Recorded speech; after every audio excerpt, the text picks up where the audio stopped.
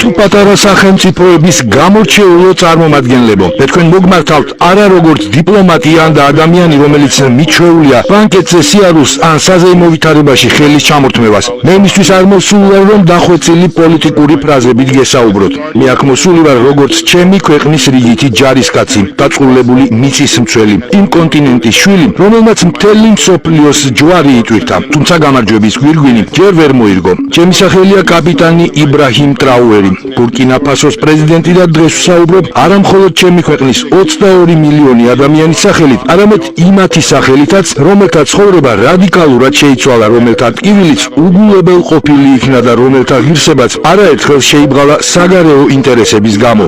აფრიკა არ არის მათხოვარი, აფრიკა არ არის ბრძოლისველი, აფრიკა არ არის თქვენი ექსპერიმენტების ადგილი, მარიონეტი, თქვენი ნედლეული საცავი. აფრიკა იმისთვის არ არსებობს, რომ ვინმეს წინაშე დაიჩოქოს, არამედ ფეხზე დადგეს და დღეს მე ამ დიდი ასაბლეის წინაშე ვაცხადებ, რომ აფრიკა არ დაიჩოქებს.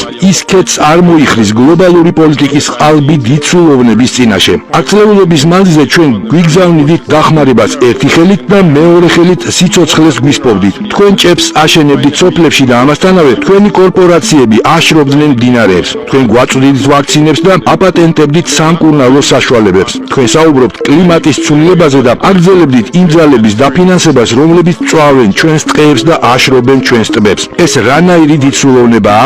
ის, რომელიც კვებავს პირს, მაგრამ გიხშობს ხმას, ადამიანს ტოვებს ცოცხალს იმისთვის, რომ მათზე იყოს დამოკიდებული. ჩვენ ბრმანი არა ვართ ასეთი ფარისევლობისადმი. ნება მიბოძეთ, ცალსახად გითხრათ, ჩვენ უმადურნი არ ვართ იმ გულწრფელი ჰუმანიტარული დახმარებისთვის, რაც მივიღეთ, მაგრამ ჩვენ უარს ვამბობთ გლობალურ წესწყობილებაზე, რომელიც ექსპლუატაციას ნიღბავს პარტნიორობის საბურველში. ჩვენ უარს ვამბობთ ისეთი ფინანსური დაწესებულებებისგან დაფინანსების მიღებაზე, რომლებიც ერთი ხელით თითქოს გვეხმარებიან და მეორე ხელით სუვერენიტეტს გვართმევენ. აფრიკას აღარ სჭირდება საქველმოქმედო დახმარება, ჩვენ სამართლიანობა გსურს, ჩვენ საკუთარი ბედის თავად წარმართვა გვინდა, ჩვენ გსურს თავი დავაღწიოთ კოლონიალიზმის თანამედროვე შთამომავლებს. ჩვენი ძროებები არ არის ახალი, ჩვენ ისინი მემკვიდრეობითად გვერგო იმპერიის მშენებლობის ახირების გამო, რომლებიც ჩვენ გვიყურებდნენ არა როგორც ადამიანებს, არამედ როგორც იაფასიან საქონელს. ჩემი წინაპრებისთვის რჩევა არავის უკითხავს, როცა რუკებს სახაზავით ქმნიდნენ და კომპასებს ამზადებდნენ ბერლინში. ბურკინა ფასოს საზღვრები, ისევ როგორც სხვა მრავალი აფრიკული სახელმწიფოებისა,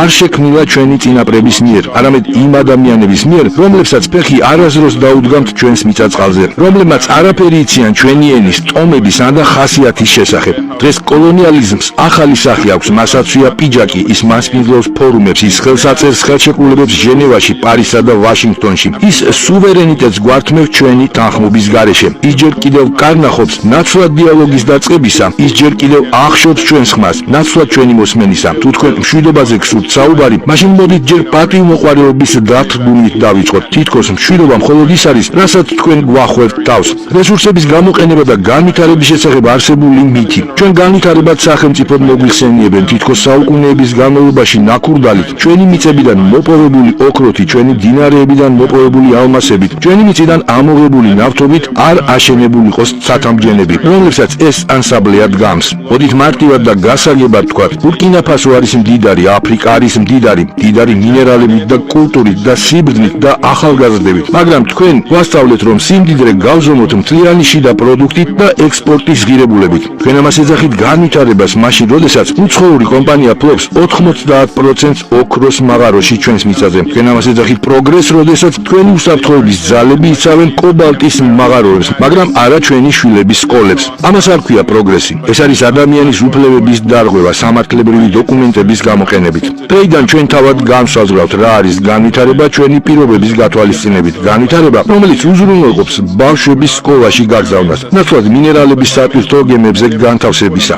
განვითარება, რომელიც ეფუძნება ჩვენი ქვეყნის, ხალხის და ჩვენი ერის სულისკვეთებას და პატივისცემას. რაც შეეხება ჩვენს სუვერენიტეტს და მასში ჩარევას, რატომ ხდება ასე, რომ როდესაც აფრიკის მოსახლეობა დამოუკიდებელ გადაწყვეტილებებს იღებს, ჩვენ არასტაბილურებად მოგვიხსენიებენ. რატომ ხდება ასე, რომ როდესაც ჩვენ სამხედრო თანამშრომლობა გვინდა კოლონიალური სივრცის მიღმა, ჩვენ მოგვიხსენიებენ საფრთხედ. ბურკინა ფასო რჩეულია, რომელმაც უნდა იაროს სუვერენიტეტის გზით და ის არ უქმნის საფრთხეს მშვიდობას. ის გახლავთ მოციფულობის გამოხატულება. ჩვენ აღარ ვართ თქვენი მეურვეობის ქვეშ, ჩვენ აღარ ვართ თქვენი მცირეწლოვანი პარტნიორები დიპლომატიაში. ჩვენ ვართ თავისუფალი ერი. თუ კი ერი აირჩევს პარტნიორებს, რომლებიც მას პატივს ცემენ ნაცვლად ექსპლუატაციისა. ეს არ არის აჯანყება, ეს არის სიბრძნე. დაეყოლა მიცოდეს, რომ საგარეო ძალები ჩვენ გვიკარნახებენ, ვინ უნდა იყოს ბურკინა ფასოსთან ალიანსში. ჩვენ ურთიერთ პატივისცემაზე დაფუძნებულ ურთიერთობებს დავამყარებთ და არა ისტორიული შეცდომებსა ან დღევანდელი დღის შიშზე.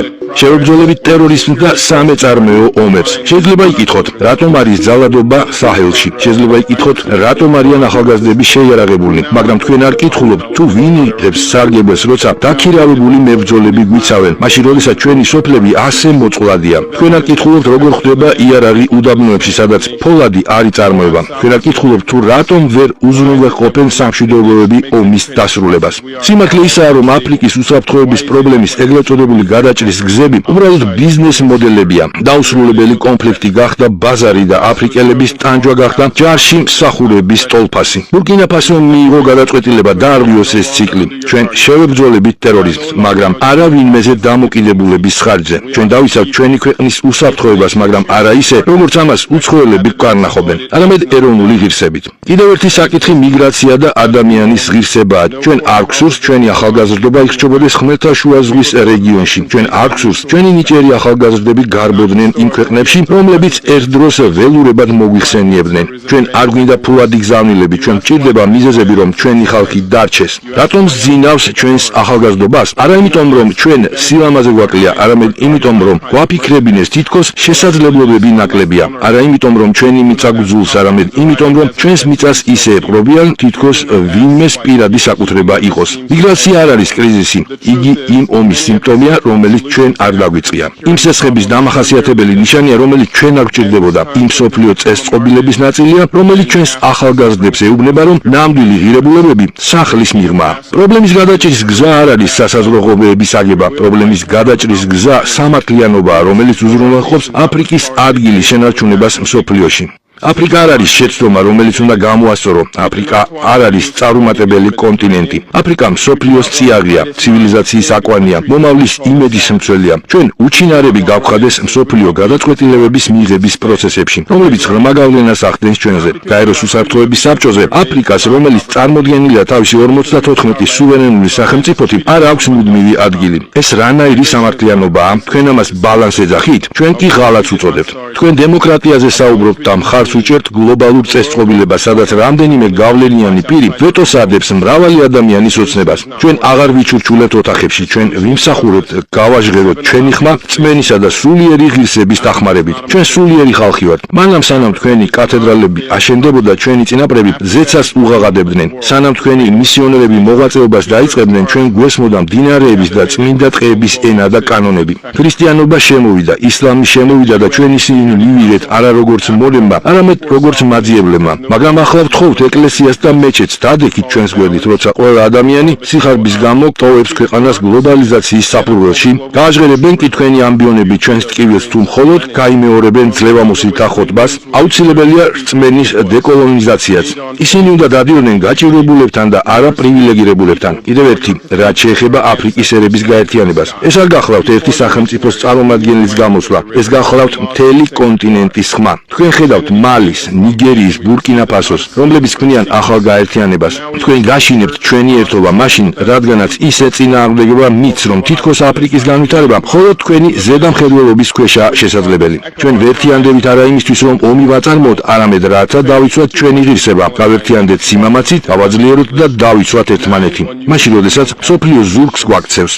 პან-აფრიკანიზმი ოცნება არა, ეს ჩვენი ერთადერთი იმედია და ჩვენ ქვას ქვაზე დავდებთ. გულებს გავაერთიანებთ თქვენი დასტურის გარეშე. ყურადღება მიაპყარით აფრიკაში მცხოვრებ ახალგაზრდებს, პატარა ბიჭებს, რომლებიც ფორთოხალს ყიდიან გზაზე, გოგონებს, რომლებიც დრეში 10 კილომეტრს გადიან სკოლაში გაკვეთილებზე დასასწრებად, ბავშვებს, რომელთა ერთადერთი სათამაშო ქვაა, თუმცა რომლებიც ვარსკვლავებზე ოცნებობენ. თქვენ ხართ მიზეზი, რომელთათვისაც ჩვენ ვიბრძვით. მოახვევით ტყუილს, რომ თითქოს თქვენი კონტინენტია დაწყევლილი. თქვენ დალოცულები ხართ, ნუ იტყვით უარს უცხოურ პასპორტებზე, იამაყეთ თქვენი სახელით, მიწაწყლით, ფესვებით. შესაძლოა მსოფლიომ ახლა არ დაგიკრათ ტაში, მაგრამ მომავალი თქვენ სახელებს პატივით გაიხსენებს და ბოლოს ჩვენ არ დავიჩოქებთ. მე აქ იმისთვის არ ვარ მოსული, რომ ომი გამოგიცხადოთ, არამედ იმიტომ, რომ ჩვენი ნება განვაცხადო. ასე რომ ჩვენ არ მოვიხრით ქეთს შიშის წინაშე, ჩვენ არ დავიჩოქებთ უცხოური ბანკების წინაშე, ჩვენ არ დავიჩოქებთ დრომოჭმული იმპერიების წინაშე, რომლებიც ვითომ და მეგობრებს გვიწოდებენ. აფრიკა არ ითხოვს ადგილს თქვენს მაგიდასთან.